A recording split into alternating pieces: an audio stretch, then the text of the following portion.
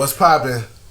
This your boy EJ, aka Sir Evangeline Joseph, aka The Bully, aka Mr. 10 Feet, the stubbiest of fingers, motherfucking Doughboy. Oh, okay. That's a new one. I just came up with that one. Pillsbury, shout out. Give me an endorsement or something. Yeah. You dig what I'm saying? Yeah, we gonna go with that one. Okay, then. And this your boy Wayne. Willmatic Beats. Yes, sir. Mr. Free Coast. 1/3 of Free Gems Let him Network. Yeah. You know Let him what I'm know. saying? One of the biggest gyms. He's the biggest right next to me. Yeah. You know what I'm saying? And we got another very special guest. Man, in the student, building. actor, musician, Lay it out. entertainer. Lay it out. He even walk your grandmother to the car and put up her groceries. Hold on now. Chivalry. Award winner. Hold on, Oh, my boy out here winning awards now. my boy got a whole Emmy. Hold on now. Chivalry. Let's not sell my boy short here. Now. Who we Chivalry. got, man? Hey man, Mr. William Oliver. Gentlemen. What's good, man? It's Will. The Fresh Prince of the 706. Yeah. The dark skinned Chip Skylar. Hey, let him know. The Crimson Chit. No, this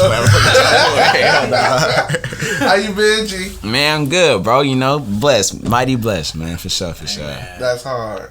we always ask, man, where are you from? Man, I'm born and raised fresh out the 706. One more man. time, bro. Fresh out the 706. Hey, This the man. hometown stomping Hey man, like I grounds. say, bro. Like I say, it's a trend. Yeah, man. It's a trend. We are the platform for Koga. Of The course. platform.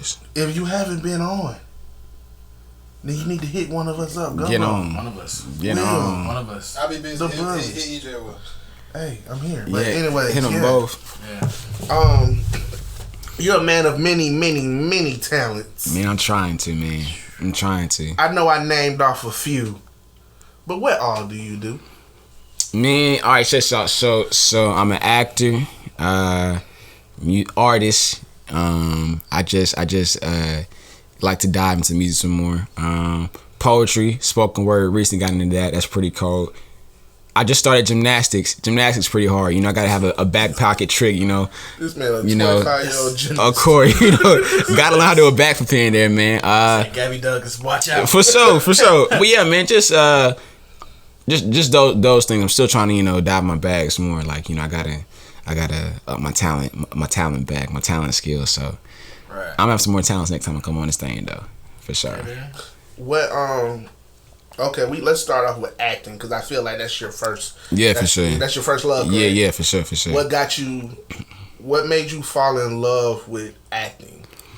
Man, check this out. So we were, of course, you know, you in church, you see church players all the time, whatever. And I that's had to talk so. oh, for real. I Nah, can you slide good. back. Yeah, you can relax. Right, chill. Oh, for sure, shit. Yeah, you know what I'm saying? So we was in, you know, doing church plays and everything. Like as a kid, I used to hop in those, but then, man, I was watching Spider-Man as a kid, and I saw these two kids on the TV screen, Right. and I was like, man, that's not hard. I could totally kill that. And so I saw that clip, and then like the next hour and a half, I was in the bathroom in the mirror practicing those same lines over and over again. I was like, I could do this better, blah blah blah. And then I was like, man, I could really do this because I was always in school and I was always getting in trouble for like just like tapping and like trying to be like a class clown or whatever. So yeah, I think acting, that's where it all kind of inspired. And then watching like Fresh Prince, like Will Smith, the smoothest kid on TV. I think he was mad cold. And then just watching like a lot of the 90s, like Will Smith, Jaleel White, Steve Urkel, all of them. And then I was like, let me hop on board with them. So yeah, that's how it already started for real. So Were you tapped into like the drama classes in school? yeah, man, I was, you know, in elementary school we had like drama clubs and everything, and so that was pretty cool. I would always like stay after school for that. And then 6th grade is where I really like started like to blossom, and so like we did this lame play, man. I was like the only 6th grader that auditioned, and I was like, I mean, they liked it. And so then after that, I started going to like the Springer downtown, Killing it. the State Theater of Georgia. You know, I'm doing shows up there, and then shortly after, man, I stayed at the Springer for like all through middle school, all through high school, and now, staying there through college, and that's how I'm starting like my official acting career for sure. So yeah. What was the first role that you played? Man, the first role I really had was like, I was a guard number 1 in Shrek. I was guard number 1 in Shrek. Like the play? Yeah, and I thought that was the hardest thing I ever had. Like smooth, like guard number 1 in Shrek for sure. And it was still like the funniest show I ever did for sure. Like it was just like it's like the people you connect with and like the ensemble. That's what makes the whole show up. So how old were you? I was fresh in high school. I think I was like 16. That's like my first like main stage show at the Springer, and then that happened. And my first like middle school show was like this play called Remains to Be Seen or something. Like somebody wrote it, and so I mean I just they wrote it. We just brought it to life. So that's really how that went down for real. How involved is the Springer in like springboarding like budding actors' careers, like getting them in touch with opportunities? Like how involved is the Springer? Man, it's cool because like the Springer, they call for people all over, man. So it's like a big networking platform. So you got actors from all over the place. Like they coming from New York, coming from LA, and all this other stuff. And then you put them all in this room in Columbus, Georgia, and like the chemistry starts to form. And then when they go off into their own thing, that's like, oh yeah, I got a homie over here who did this and this, that, and third. And there's a guy named Mike Stiggers. Mike Stiggers came from. He went to CSU. Went to CSU, and then he went to the Springer, did his thing up there, and then from the Springer went to ATL. The ATL went to New York, and then now doing it on Broadway. So that's kind of like the inspiration. Like I remember we sat down one time, and he was like, "Yo, man, you got it in you, bro. Just keep pushing." From one black man to a little black kid, that means the world. So of course that's what kind of fueled me to keep on going. So what do you see yourself getting into Broadway? Man, I'll be honest with you. I'm not. Broadway was never the goal. What's a goal for Will? The goal, man, just to truly impact the film industry. Like I just want to do like film. Like how you all sitting around in your house, y'all talking about, man, this movie was cold and that dude did that dude did that. Right. I want to be that dude. You know what I'm saying? Like I think that, like a matter of fact, I really started to like fall in love like when I knew it was serious. When I saw 42, it was with Chadwick Boseman, right? And he killed it. And I remember like I was like, man, that dude is crazy good. And then I saw him in that, and then I was like, dang, he also played in Lincoln Heights, and he also did this and this, and I was like, man, this cat's crazy. And so that's the kind of inspiration of like actors, man. I think Chadwick kind of just opened my eyes to so many more things. Talk about range, bro. Like that man. Man. That nigga had range. From 42 to Third Good to James Brown. To Lady off the new Ma Rainey joint. Yeah, Black Panther. Like that kid. I mean, he's just crazy. And then like when you die, you take like a king away. Like the whole world affected by it. Yeah. And you see all these little black kids talking about, I want to be a superhero. Like growing up, there was no black Superman. There was no black Batman. So for black kids to be like, yo, I want to be a superhero. Like what superhero can you be? You know what I'm saying? Right. But then you got Black Panther, and it's like, shit, I'm the Black Panther. Yeah, for sure. Like it's mad cool seeing like all these little black kids with dreams and ambitions depicted off one person. I think that's like the smoothest thing, and that's what I kind of want to chase after.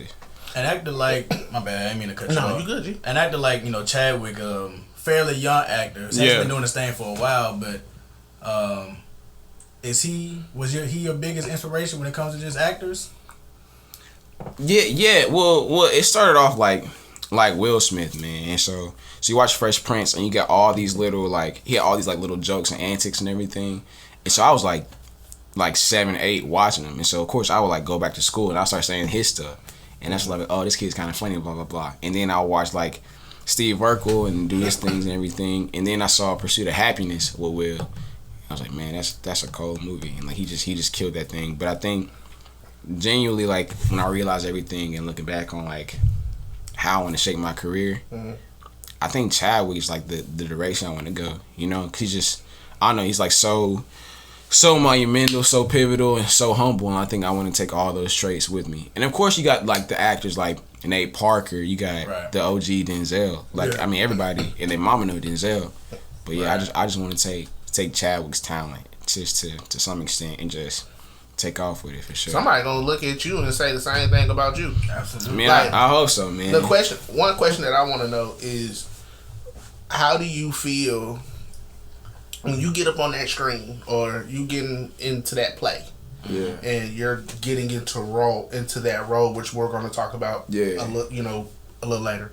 How does it feel when somebody says, Will Oliver is my favorite actor?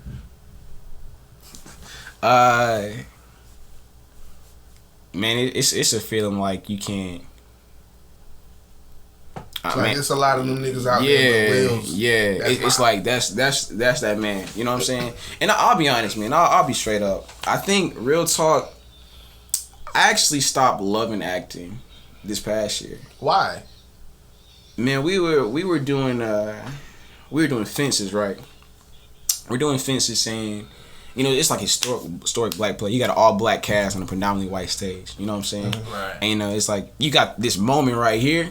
And it's like, you can't top that. You can't top that shit at all. And so then, you know, and I'm in college, right? And so you got professors telling you how to act and everything. Mm-hmm. And so I remember one time I was doing this little scene, and the professor was like, man, if I was you, I would have did that. He was mad. But I was like, you ain't black. You ain't me. You know what I'm saying? Mm-hmm. And so that kind of got in my skin. And like all these students love the professor, man.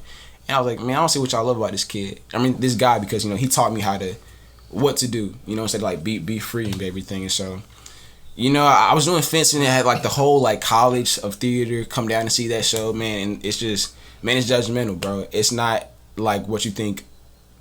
It's not what you think for sure. You think it'd be like really supportive, really this, really that, but nobody really take heed of the craft. You know, it's always like, I would have did this, I would have judged this, I would have, you know what I'm saying? Well, just sit back, shut up, and watch. You know, watch the art. And so that happened, man. And then we did this other play at school, and the same thing, man. Like, we were doing this big show, like this whole black cast, man. We killed like nothing but black students, and it's history, man. Like, I'll say this: I made history, and not trying to say like to my own horn or anything. Nigga, no, but for sure, shit. Like, real shit. Like, it was like two all black casts, 2 all black shows, and for like one person being 2 big shows, like one on the State Theater of Georgia and one in your school, like that's some pretty big shit. You know what I'm saying? That's huge, bro. For sure. And so then, you know, I left the State Theater, the big play I did, and like this girl, my sister checked me out. She was like, man, you doing black theater. Screw what they saying. And I was like, damn, you're right. This is black theater. So I kind of found my love in that. And then I had that high. I was on this high. Like, man, it feels great. And you turn around, come back, man, and you do this show at school. And they still doing it for professors, man. And it's like, damn. We sitting up here praying, doing all this stuff, and y'all still performing for them, you know what I'm saying? And I was like, man, screw that. I'm not with that. And so there's a big insecurity or I don't know, man, just to try to please others as to truly fall in love with my craft, you know? And so that kind of, that really took me away from it. But then you got to sit back and realize, like, I'm that nigga. I mean, no, but it's like, man, this is what you love, man. So why you letting people take away your joy for the craft? You know what I'm saying? Right.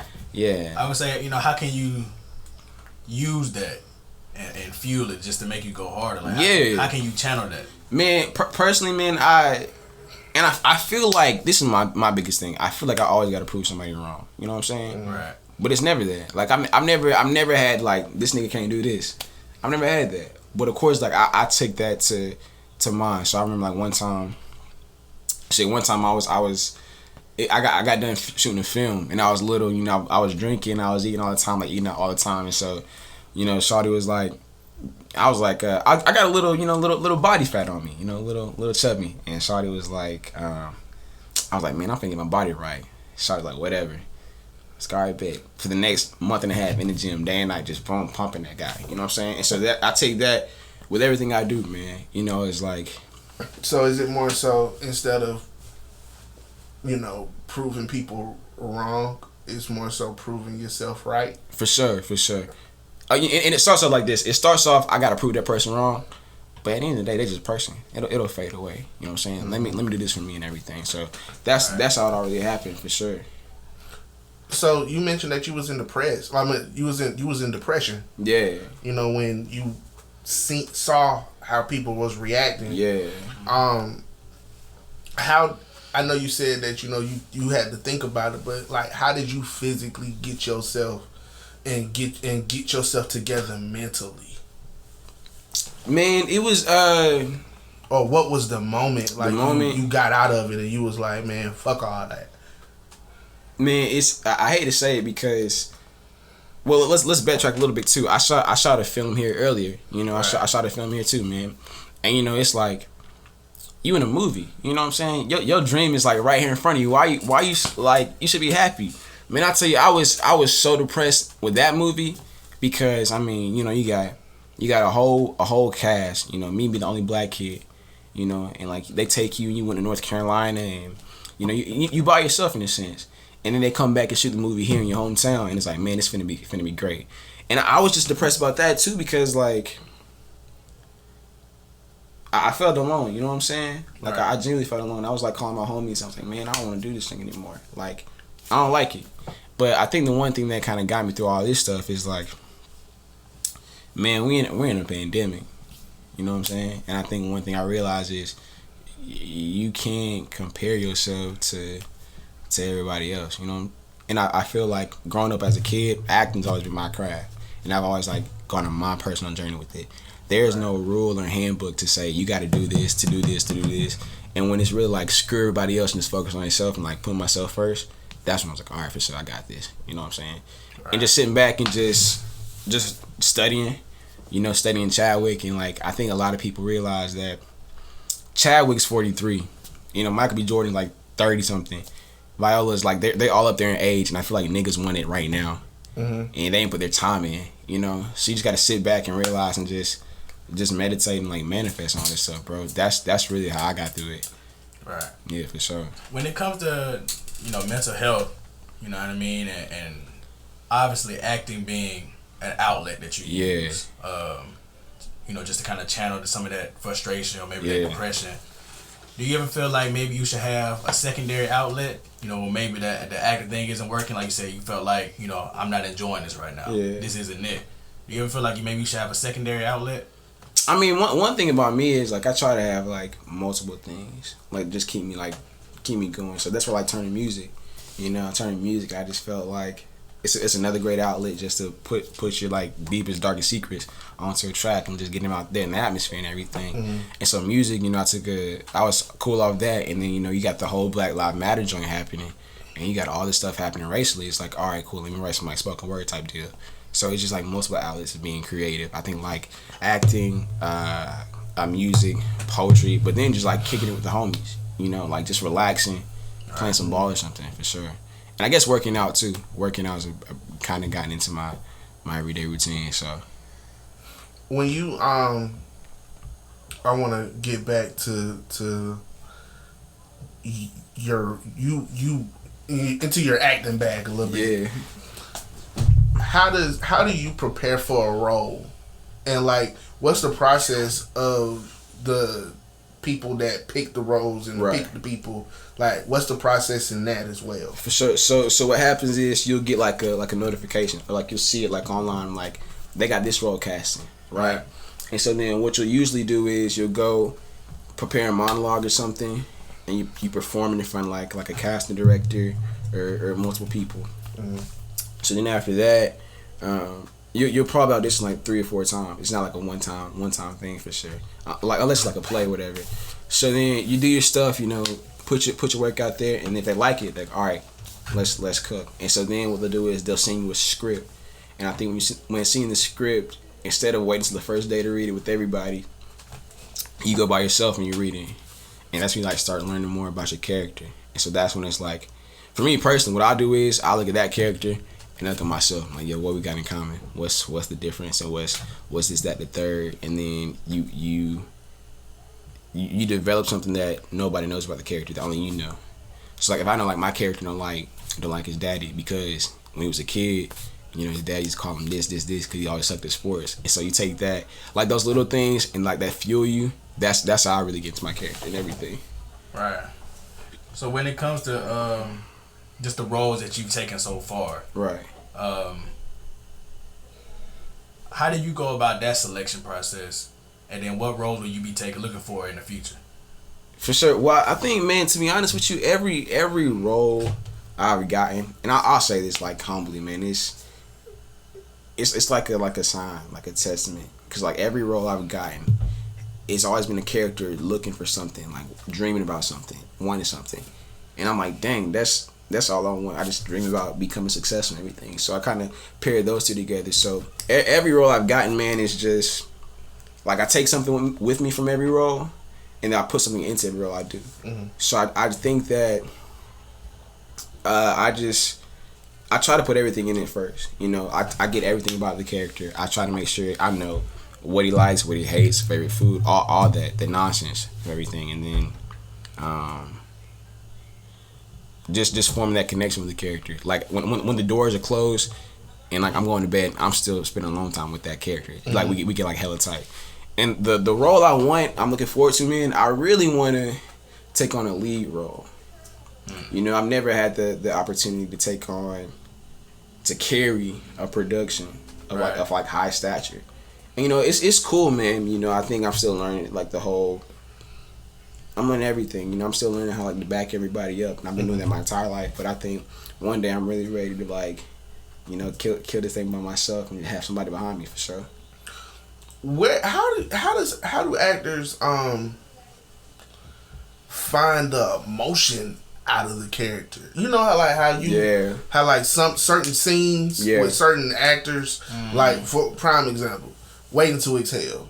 For sure. You know what I'm saying? How she got into that emotion of anger and pulling all that nigga shit out. Yeah. And being able to trigger it. Like that. Yeah. Like on command. For sure. Like for sure. how do actors and actresses do that? Like have you like Yeah, well I mean there's one thing called emotionally preparing. And that's where like before the camera's even rolling, it's like you by yourself and you taking in every circumstance that's happening. And you realizing like they did this, how does it make you feel? But every actor is different, you know what I'm saying? Like some actors can cry on cue, some actors can't. Can you? Yeah, I can cry on cue. Yeah, for sure. I'm not gonna count. I can cry on cue. I've been practicing that joint when I was like 6. I was like, I got this joint easily. Yeah, so it's just it's different from everybody, like emotionally preparing, and then you know, some people go back and it's like emotional recall, which is like the cheapskate way of doing it, but it's like you figure something that's like hella personal to you and bring that out. You know what I'm saying? Yeah. And then some people are just they just got it. Like I'll be honest, I tell everybody this: you can teach anybody how to act, but you can't teach anybody how to be black. You know what I'm saying? So for a black woman to go and to react towards her husband in a way, I mean, it's like so much like history rooted into that thing. Like you go back to slavery, you go back to everything, man. So that's what I think personally. You can teach anybody how to act, but you can't teach anybody, of course. Like when a black woman is like frustrated and like the stereotypical angry black woman, as cliche as that is and as disrespectful as that is, like, I mean, damn, they got a lot to be angry about for sure. You know what I'm saying? Going back into history for sure. But I think that's one thing that some people just got. It's like a gift, but the correct answer is like emotionally preparing and just staying by yourself and taking everything in for sure. Right. Yeah. Has there been how do you deal with like racism within acting? Like in yeah, he in the back for sure, man. Bro, it's crazy, man. I go to CSU and it's a predominantly white institution. No, they racist. Yeah, facts, man. Like, yeah, there's no, I ain't sugarcoating nothing. Like, they straight racist, bro. Like, there was this big allegation of what professors have done to like students. You know what I'm saying? Mm-hmm. And it's not even like done like physically, but it's like, man, we all students, we all adults, so don't talk to us like we like some kids. You know what I'm saying? And then it's like, you know, you got a costume designer. She don't know how to do black hair. What the world? And you getting frustrated like, yo, they done cast us for this. It's your job to learn how to do that. And you got makeup artists, and, you know, they paying black people like some freaking clowns. Like, you done went to school to learn how to do makeup, not just on white folks but black folks. So why is it such a problem? And then you got stuff like they do all white shows, and they got a couple black people. So how do these black people fit into those white shows? You know what I'm saying? And how do you limit your blackness to act and to fit into the character of another role, a white role? You know what I'm saying? So racism is big, especially at Columbus State. I'll say it loud and proud. How do you deal with it? Man, it's I hate to say it, bro, but a lot of people like to play the game. You know what I'm saying? Like to play the game with the professors. The professors like this, so let's play their game. And I hate that. Personally, I hate that because at the end of the day, they ain't gonna be with you the entire life. So what I did personally is like, I'm frustrated. I'm mad. I'm mad as hell. I'm like, man, I'm tired of doing all this, trying to fit into their criteria, their standards. Right. But one thing you got to do is, we ain't waiting on nobody. We gonna make our own thing. You know what I'm saying? So they got all these big plays of all these predominantly white actors and all these white scenarios. All right, cool. They ain't teaching us no August Wilson. They ain't teach us none of this. So they can have that. We gonna read our own plays, learn about August Wilson ourselves, and then do it ourselves. Put on by ourselves. Like we tired of waiting. And after the whole allegation thing happened, there's this white guilt. There's a white guilt that all these people got, like professors got at us, and they send like these long emails talking about, I want to apologize. I didn't know about this. I did that, the third. And I was like, y'all been living for so many years, and one black man get killed, and now y'all want to come clean. I'm like, what? Come on, dog. Yeah. Heck no. Now all of a sudden you got a conscience of it. For sure. Now y'all want to go ahead and bring all these black playwrights out. Like, what? Yeah.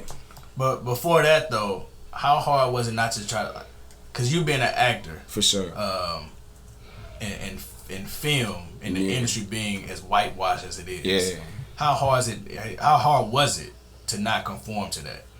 To feel like, maybe I need to play the game, as you said, to maybe catapult my career. Man, I'll be honest, it was super hard. Super hard. Like I rapped a film called Electric Jesus, and like I said, the only black kid in there. That sounds like some racist shit. Yeah, but I ain't Electric Jesus. Electric like Jesus. I played white blue the blue-eyed white devil. Yeah, man. I played a character called Jamie, and Jamie loves Jimi Hendrix. You know what I'm saying? So you got Jimi Hendrix, and it's so cool. And you surrounded by. And I'm not racist at all, you know what I'm saying? Bro. Yeah, for sure.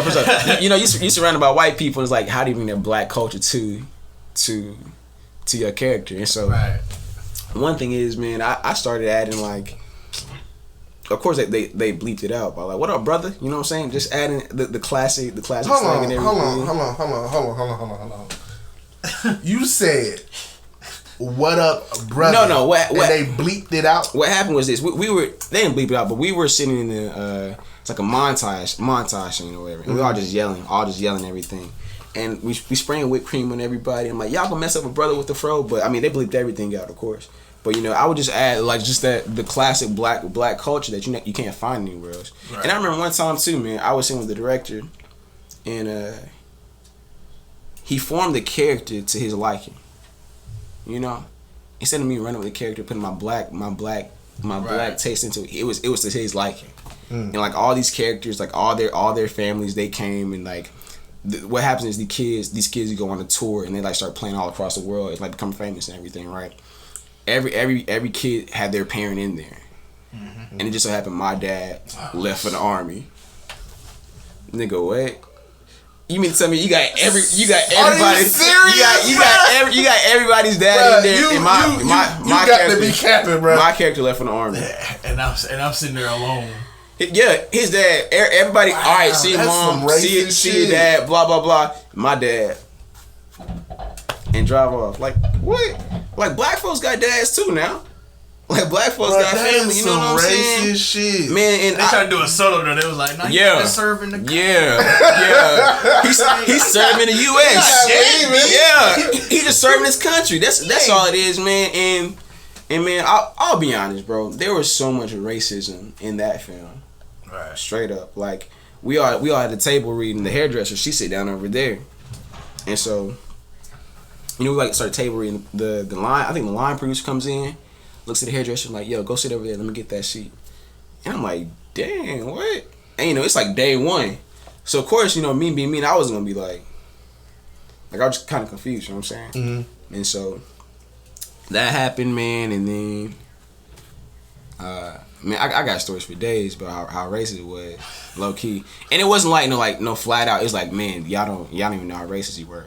And so, matter of fact, we go to we in Greenville, right? We're in Greenville, and we like this big guitar place, like all these guitars. You know, you got guitars from the '90s, from the '70s, all over, and they got a Jimi Hendrix guitar. You know, my character was like, he loved Jimi Hendrix, and so I'm taking photos and everything. And so, like, all right, Will, let's get your photo. And of course, you know, you got Jimi Hendrix guitar. Like, I'm not gonna touch that. That's classic. That's, you know, that's amazing. So one guy walks in, the lead singer walks in, and he's like, yo, can I get a guitar, take a picture? And so they're like, yeah. I was like, oh, hold on, well, we can pick up guitars. Let me get this Jimi Hendrix guitar. He's like, no, we ain't got him time. Sit back down. I'm like, yo, what the world? And so then we all taking pictures again, and the photographer's like, yo, he said, come out. Well, I want to see your beautiful black skin, brother. And I was like, what the world? And so we get back to the hotel, the Airbnb. I want to see your beautiful yeah. skin. I was like, what the world? And so I walk out. The yard? Yeah. So I'm walking out, man, and like the castmate's like, Will, you okay? I'm like, yeah. And the funny thing is, like, they didn't even understand, because I was like, man, y'all can get away with so much more things than I could. Like, y'all can be late on set. I can be late on set. Y'all can goof off on set. I can't goof off on set. Y'all can say whatever. I can't say whatever. And I was like, y'all can do that because y'all are white. And I'm the only black kid. You know, we sitting in a restaurant and the director's talking to Brian. Talking to Brian. And he's like, they're talking about basketball. It was like the Heat and the Bucks game, I think. So talking about basketball. And I'm like, yo, Chris, you said something about basketball. And he was like, yeah, but I didn't want to talk to you about it because I don't want to seem racist, because he's the one black castmate. And so, like, this girl, she's talking to me and she's like, Will, why don't you go off? And I was like, because what does one black kid go off and another white man do? He's surrounded by a bunch of white people.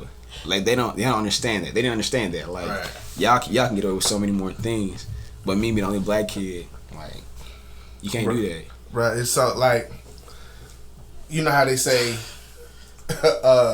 black people has to work like 10 times harder, bro. For sure, man. Like, you got to make sure your shit is in line. You know what I'm saying? You can't pop out like everybody else can. Well, that's rough. Yeah, man. That's the one time I really experienced, like, play by their rules. Right. Yeah. That shit sound like hell. Man, yeah, like, bro. It was, bro. Because, I mean, that's when I got depressed for. I was, like, sitting in the room and, you know, everybody's going out to eat or they're like, Will, come on. I'm like, yeah, I'm going to stay here. And I called my homie. I was like, man, I don't want to be here, bro. Like, this junk sucks. Like, it's racism. Like, for sure, it's racism. Mm-hmm. I really experienced it as a grown man. And you never experienced racism? Facts. Well, I mean, of course, you grew up with some white classmates. They asked the standard, why is your hair like that? You know, why did it comb like a brush? You have no hair. Mm-hmm. But you got stuff like this grown up stuff. Yeah. Yeah. For sure. And you know that shit is taught. Yeah. Yeah. You know what I'm saying? Yeah. So, like, they're fucked up, but their parents is even more fucked up. You know what I'm saying? Yeah. So, like, when kids ask you, like, why is your hair like that? It's not because, you know, they learn it from mom and dad. You know what I'm saying? So that shit crazy, bruh. Yeah. You looking at your younger self. Heck yeah. You know what I'm saying? You talking to 12-year-old you, or you talking to a 12. Matter of fact, you talking to my son. Facts. The little bully. You talking to Jackson. He wants to be an actor. What would you tell him about, what would you tell him in the sense of compromising himself? Like, what would be the advice that you would give my son? Man, I tell him this, and it's probably like the hardest thing you'll learn is, like, I'd say stay true to yourself and genuinely don't care what nobody else think. You know, it's your craft, and you can't perfect your craft to the appeasing of other people when they input on it, because it's not your craft anymore. You know what I'm saying? You just gotta stay true and just stay down to yourself and just be you, man. And I realized you can't live in a moment while looking back on previous moments, if that makes any sense. You know what I'm saying? Mm-hmm. You gotta genuinely be there and be yourself, man. Because at the end of the day, it's this whole industry full of actors, man. It's so many of them that had to do this, that, the third to get where they are. So I say stay true to yourself. Don't compromise for nobody, and just stay on that grind. Because I think what people fail to realize is the acting grind is more rewarding than the award. Because you get an award, it sits on the stand and collects dust. But you don't learn all these other acting like stories and knickknacks just being at the top for sure. So yeah, man, I just say stay true to yourself and like don't care what anybody else think. It's hard. It's hella hard. And I genuinely didn't start caring about what people think until this year. Genuinely. And that's the worst thing I hate. That's the worst thing I hate about 2020. I started caring what people think. What was that particular situation that made you like that? Man, insecurities. I think shit, I'll be straight up, man. I started talking to Shawty, and I was really into her, like really into her, and I was like, all right, bet I'm gonna try to see what I could do, and she was like, she likes this because he does this, and this actor does this, and this actor does that, and that actor does that actor does that, and I was like, dang, you like all these people, all these traits. Well, shoot, let me start, you know. You know what I'm saying? Like I'm really rocking with you. I want you to rock with me how I rock with you, you know. And I want you I want to get that same feeling. And you admiring these folks. So if I got some of their traits, maybe you'll admire me a little bit like that. You know what I'm saying? Yeah. Right. And that's how like I lost myself for sure. Real talk. Like, man, I lost myself bad. How did you find yourself? Or is it still like a man? I'll be honest. I'm still finding myself, bro. Right. Like I mean, I had so many people tell me I changed, man. For sure, and it sucks because like I feel it. You know, I'm not the same kid. How I could just be goofy and just do whatever. But it's slowly coming back for sure. Man, it's all growth, bro. It's growth, man. Right. And I think this part of life is just it's mad growth, man. Like I gotta stop. I'm starting to not care, slowly but surely. I'm starting to not care, and I stop seeing myself in other people. Like I want to see what I want to see in myself for sure. Right. And then sometimes you gotta lose yourself to find out who you truly Facts, are. man. You gotta go through hell to get high water, bro. Right. And you gotta get rid of yourself to find out who you really want to become. So exactly. That's bro. all. Like he said, it's all growth, man, and definitely necessary stepping stones, bro. Yeah.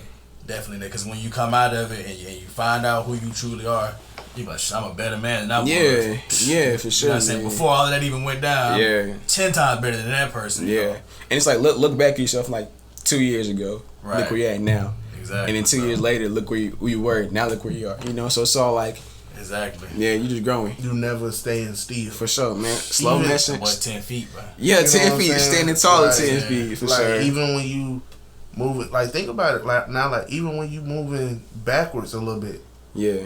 You still in motion. Right. You know what I'm saying? Like that's facts. Because when you moving backwards, although it's a further line to get to your destination, you still that makes the process so much greater. Yeah, for sure. Because now you're picking up these gems. Yeah. You picking up these jewels and everything, and the stuff that you wouldn't have learned just keeping going forward. Facts. You learning it now because you've made mistakes. Yeah. And I feel like life, especially us coming up, we're taught to not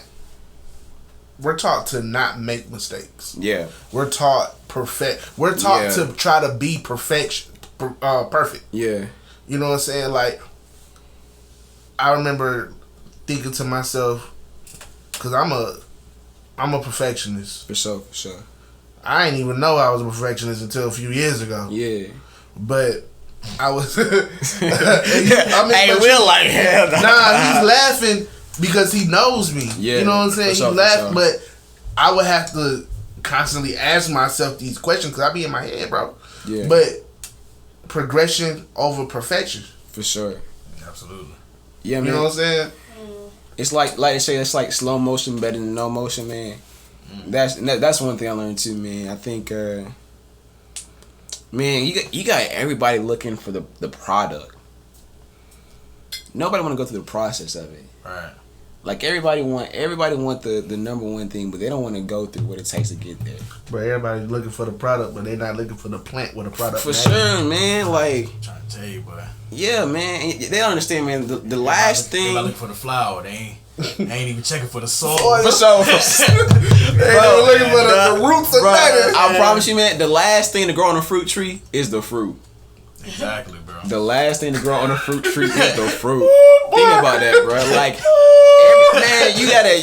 They don't know about the seed, the water, the light, and all that. That was nice. Man, the last for sure, man. I'm trying to tell you. The last thing to grow on a fruit tree is the fruit, man. They just wanna heck nah, bro. You just gotta. It's that struggle, that process, that grind. Absolutely. Bro. Let's get a little brighter. Because I feel like these gyms hitting hard. This segment was slightly dark. I like it. Was needed though, bro. For sure. For sure. Yeah. I wanna take us through the process of making Spark and what sparked your first song. Yeah, alright. Check this out. So I was in high school, right? Right. And I was dating a shawty, and you know, I'm not even gonna. I was pretty well known in high school, whatever. Mm-hmm. And I'm a friendly guy, so it was like, yo, what's up, Will? What up? Yo, what's up? What up? Well, yo, you know what I'm saying? And, you know, I'm talking to all these people, and I got shawty right here. Of course, you gonna feel some type of way and everything. And so, man, I'll be honest. High school was just first girlfriend ever. And I was like, yeah, I love shawty for sure. And it was just, I love shawty for sure, G. Like, yeah, for sure. I love shawty for sure, man. You love her? Yeah, for sure. Yeah, for sure. Like claiming everything, like, yeah, I'm married shawty and everything. And so yeah, man, you know, we was rocking, and of course, like, you know, it was really rocky, like hella rocky, you know. And I think we lasted like the first month of college or something. Mm-hmm. And I remember like when we ended, bro, I was really hurt. And I was like, man, bump this. And so it was a challenge called the So Gone Challenge. And I was like, all right, bet. I said, all right, bet. bet. Shout out to Monica. Yeah. And I was like, yeah, I felt really heartbroken. So then I was like, all right, bet. And so I started writing this diss track, and I was like, so going finna teach y'all niggas a lesson, so snag a pencil and paper, because class is finally in session. I just kept going, and I was dropping like all the bad stuff in there. Yeah. Just dropping it. And I was like, boom, you did this, and I just kept rapping off that thing. And so I was like, man, this video is dumb hard. Like, if I drop this, like, I could go viral easily. And so I would show like all my homies and everything, they're like, bro, that's dumb cold. And so I showed him my boy Mike Grizz, and he was like, yo, that's cold, but you can't drop it. And I was like, why? He was like, that's not you, man. And so then he was like, nah, you can't drop that, bro, because it was just heartless. You know what I'm saying? I was just angry. And so then he played this one beat, and so then he was like, change all that into how you really feel. And so that's when I was like, because at first it was cool. Got butterflies when I saw you after school, and just like start like, it was just poetry, emotion. That's all it was. So that's how I came off. It was all off a heartbreak. But I mean, shout out to Mike Grizzly. Yeah, man, that's my older brother, man. Episode 5. That's my older brother for sure. Get the tag. Big vocals in the background. Big vocals, but yeah, man, he didn't change. Shout out to Rhea, 706. Yeah. Mike really didn't change a lot of. And he's actually the reason why I kind of got into music for sure. Mm. Like we dropped Spark. He was like, man, this is good. And I was like, all right, cool. And so then I hit my homeboy, E up. I started cooking with him. And then I came back with Mike. And we just kept flowing. And then with Mike, too, like, every time we have like a little session, it's like, it's gems in there all the time. Mm-hmm. It's gems always, no matter what the track is. Man, what was that feeling like? Because I remember it. Yeah. But what was that feeling like when you hit that share, when y'all hit that share button? And it was finally out. Man, I'll tell you how crazy it was, bro. I was sitting in class, in my college class, and like the school radio was like, yo, we're gonna play Spark on the radio. Is that cool? I was like, heck yeah. I was like, what's I'm trying to do it? They were like, we're gonna play it at 1 o'clock. Class in at 1:30. I said, all right, bet. So left the classroom, like went to the car, turned it up, and it was cool, man. Just the amount of love you got, you know, because it wasn't an ordinary song. It was like a real like love song everybody kind of felt with, you know. Right. And so that was cool. We dropped that on SoundCloud, And then we had this little concert. We performed that. And it was like, I mean, it's like 20 folks. So, you know, of course it's not anything big. But to us, it was like, you got 20 people singing your track. Like, and they all vibing with it. And you got the band rocking with you. Like, okay, this cold for sure. So, right. Yeah. You a creative, man, like in every sense of the word. You know what I mean? Like, how does that process change from when acting to creating your music? Man, I think me personally, bro, I just hated I hated staying still. Like I don't like sitting down and kicking it. Like I was in like I always had to do something. So when I'm doing a show, man, it's like, all right, cool. The show is, I'll go like a little hiatus for like probably like a week and a half, like getting the character of the show and everything. But then sometimes, man, life happens, bro, and that's when I'm like, this would be a fire like topic for a song for sure. And so then I was like, all right, bet. And so after the show, I'll go into my other bag and like, let's start writing some more. And then like back and forth. Like I always try to be creative, man. I don't like to stop. Like you always got to be creative because there's always new genuine things you can find out along the way, and that's what creatives do. You get inspired by life, and so instead of just sitting down, they put it to use and put it to fruition. So you have a way with words, bro. Please, man. So when is the world going to experience your writing in film? Man, or is that even something that you even want to do? Yeah. No. I think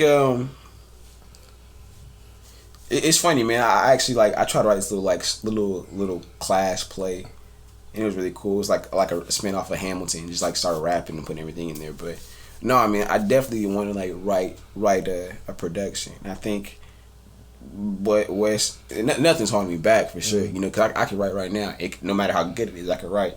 But I genuinely want to get around people, writers, producers, right, directors, not for their help, but to feed off their energy, to pick up those gems. Like, okay, I got those gems, let me put those in my own gem bag right now and put that into the world. But I think the goal is, man, I definitely want to I want to act, get pretty rooted in my craft and become somewhat established or whatever, and then switch over. I'm sorry. No, and then switch over to directing. That's all. Do you have a mentor? I got a couple, man. I got like a really not personally one-on-one, but I just pull inspiration from everybody.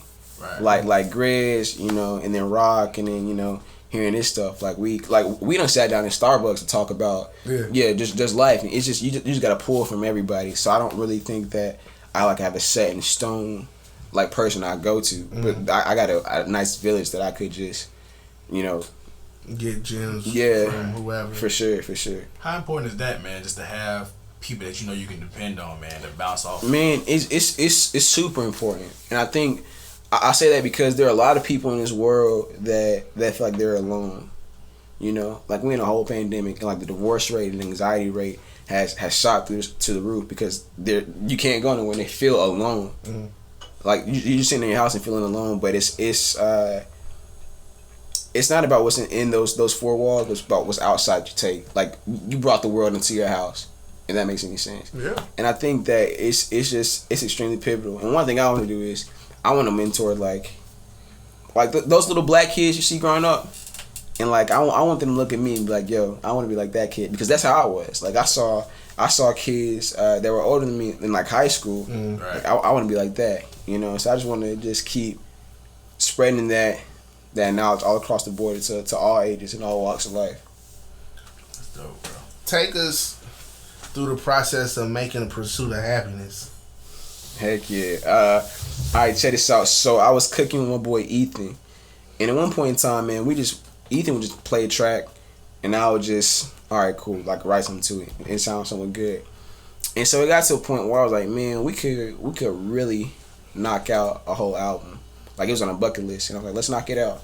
And so it was a pretty long process because I was doing a show as well. But after the show was over, I was like, yo, Ethan, I'm gonna come over. So after the show was over, I go straight to Ethan's house and let's cook. And I like after the show they would have like a little cast party or whatever. I say like what's up for like 10 minutes, go to the lab, and that's when I really like understood the grind, and that's why I kind of like open myself up to it. Like, how bad do you want something, you know? And it was cool because I never really experienced that. Like, you doing a show, but you got another thing going on in your head. Like, you saying lines on stage, but when you backstage, you writing down lyrics like da, da, da, da, da, da. And it's so cool. And so we started that project maybe January, and it dropped in October because I was always like doing something, just perfecting my craft and whatnot. And so after that, man, we dropped like 11 tracks, and we buckled down, and then we're like, all right, cool. We took a picture. We was like, this is the cover of it. Put it on Instagram. Did this, did that, and then we opened up to the world. And so that's like the first project, and that was just it was just fun. It was fun. Of course, back then it was like a debut project, and I was just rapping about like, you know, normal stuff. Right. But I feel like going back to it, you gotta have I got a story to tell now for sure. So you definitely want to go back into the lab and go record a new project. I got a project in the works right now. That's hard. Yeah. We can call it Love Letters. Love For Letters? sure. Love Letters. Yeah. Okay, then. We working on it. You got a release date for it? Man, no, not yet. We still cooking up all the gems right now. Just making sure, you know, because I feel like the first part was just fun. This one I wanted to be like, y'all gonna feel it for sure. You how was the reception to The Pursuit of Happiness, and did you like it? Yeah, man. The perception of it was really cool, and I think that like a lot of people don't realize that you can make music. Like, a lot of people don't realize you can do that, and I think that when they saw that I could do it, like somebody they see every day is like, oh, maybe I can do this. And of course, that's when people are like, yo, Will, let's make a song. Let's do this. That's when everybody tries to come at you like, let me see if I can do it too. But no, when I put the project out, man, I got a big support system, which is cool. But I had this little like album release party, and so I had it in this little house, Ethan's house, and I had like all like the close homies come over, and we all sat down and we played it, and everybody was like, yo, that's kind of hard. And to after that, man, just to hear everybody like vibe with it. After that, we all just kicked it, you know, and it was just fun, man. And it's like a big support system for sure. Well, that party got me in a lot of trouble. Bro. Yeah, right. Hey, the bullet was going down that party for sure. Yeah, man. But it was fun to hell. Yeah, fun, man. Yeah, we was grilling hot dogs and you know they out buying bottles and everything. So it was mad cool, mad love for sure. If it was anything different that you about that project, whether it was a record or whether it was just anything, you know, pertaining to that project, what would you have done different? Man, I think I would have followed up on the trend. Like, I'll tell you this right now, Big Rez dropped the project, and he gonna post a project every day. He gonna keep his foot on the gas. And that's how I got so like successful. Like, Big Rez, like everybody knew about that joint because he was pushing harder than anything else. Well, my thing was, I was like, here's a project, hope y'all like it. I would have pushed it harder, and then of course I would drop merch. Like, I kind of we had the idea of merch, but then kind of like backfired. It was like, nah, it's that let's cool. But yeah, and then like the tracks too, man. I was like, wait, not 19 or something, 20. Yeah. Not even really. I'm an adult. Yeah. Like, now, if I knew, I'd go back and I'd change some writing style for sure, because it was cute. It was cute. Everybody looked at Will as cute. Yeah. You know, now I got a beard. I'm trying to be, you know, some sexy stuff for sure. I'm a grown man now. Yeah, for sure. I'm 22. Man, shout out to Big Rez, man. Yeah. Episode 1. Killed it. You know what I'm saying? Rez always gonna snap. Listen, episode 1, you can find them, you know, Be Great or Be Nothing. Yeah. But, what is your favorite song from that project, man? Your personal favorite? I like the last No Valentine. No Valentine went down because it was like an anthem, but then you got like No Better and you got You Somebody. Those hard. It's like Me and Rhea, and it's like Me and Grizz, and like me, Rhea and Grizz. Those really meaningful songs. Yeah. Right. That's what I really rock with for sure. Then you open it up with Tie-Dye Intellect. Yeah. Bro, shout out that man. He called Dumb Code. Bro, episode 4. Hey, put them all on the song. Episode 2. Yeah, freestyle went down. Hey, in case you don't see the trend. Yeah. Listen, bro. You got to, if you want to come, you got to come on. For sure. But what was I didn't ask this earlier, but I want to know, like, what was that first movie that you picked up and you was like, yeah, I can do this. That you can remember. I know you said you was watching the Spider-Man, but was that the first movie you actually went and purchased yourself? Man, the first movie I purchased was it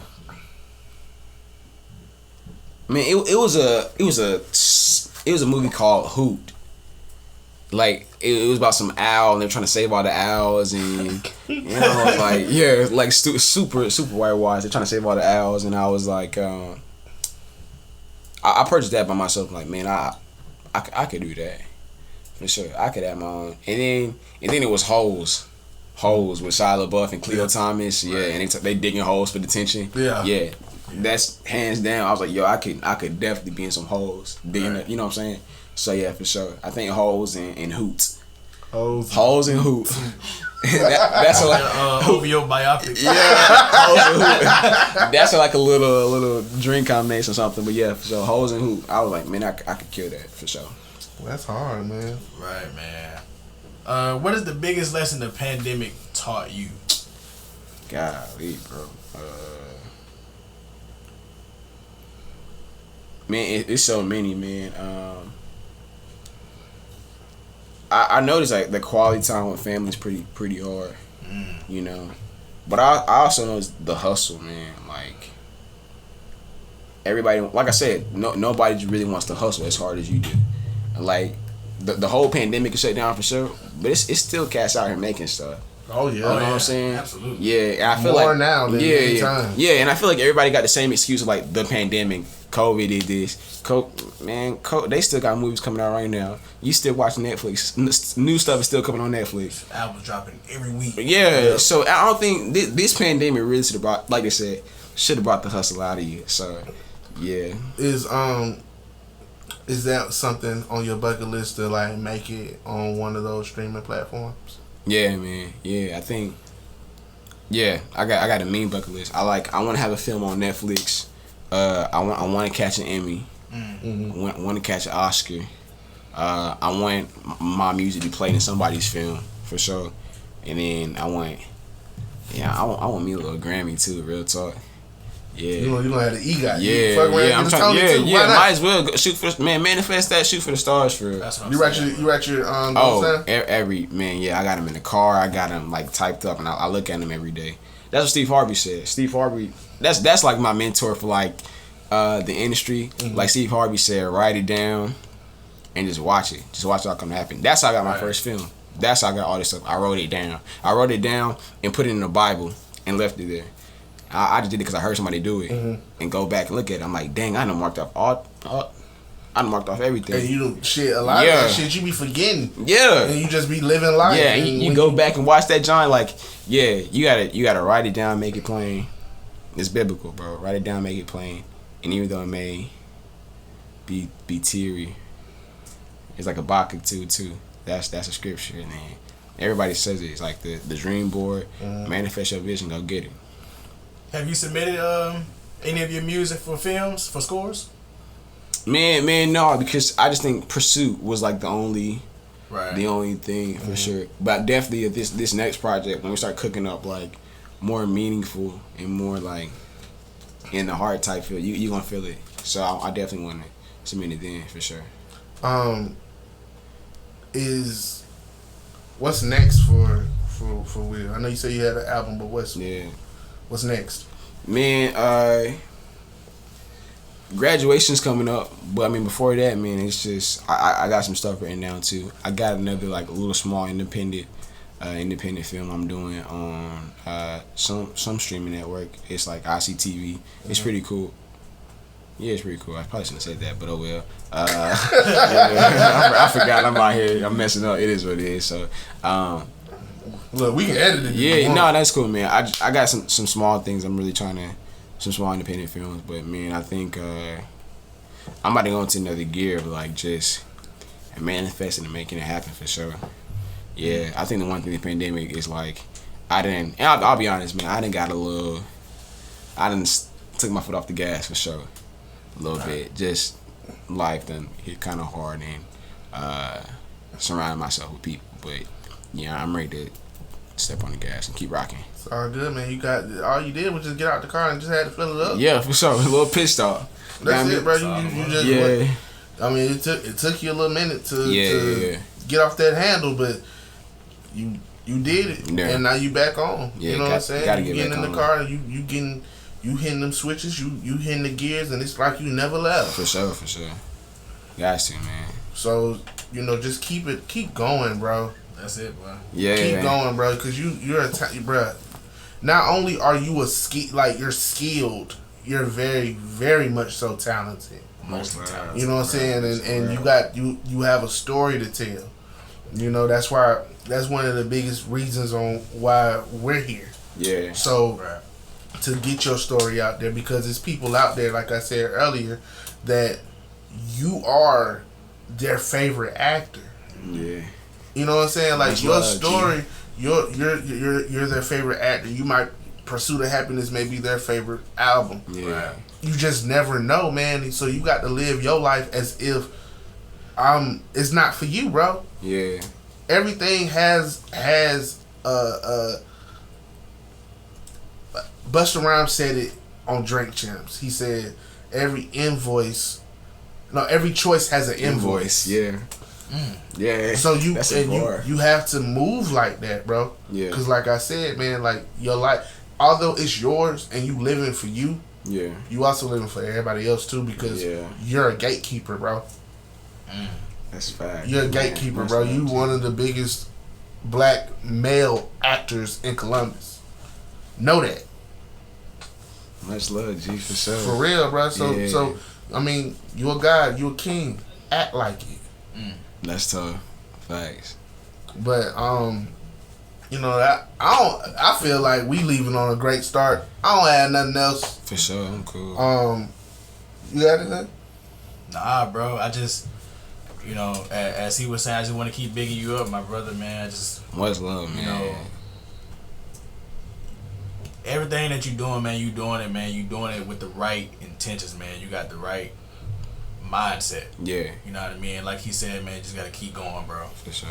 Definitely just keep going, man, because everything that you've been through, everything that you've done was all necessary. Yeah. All necessary stepping stones, man. And when you get to where you're trying to be in life, you're gonna be able to look back and you can be like, psh, this right here, this setback shaped me. Yeah. All these setbacks shaped me to where I am today. For sure. You know what I mean? Because without those things, man, when you get to that win, it's not even gonna feel that sweet. For sure, man. Yeah. You know what I mean? That win gonna feel just that much sweeter with all those setbacks, bro. So like I said, just keep going, man. Appreciate it, man. For sure. One more thing. I don't know if you're like this, but I know I am. And if I was to listen to this, when you catch a win, when you catch a dub, bro, really, really enjoy it. Oh, yeah, celebrate. Yeah. Like, really enjoy it. Because especially us as black men, bro, we'll catch that W and go right back into work mode. Yeah. You know what I'm saying? Nothing is wrong with that. But when you catch that W, when you catch that win, you need to celebrate, bro. Right. Because, like I said, bro, you doing it for everybody else. Yeah.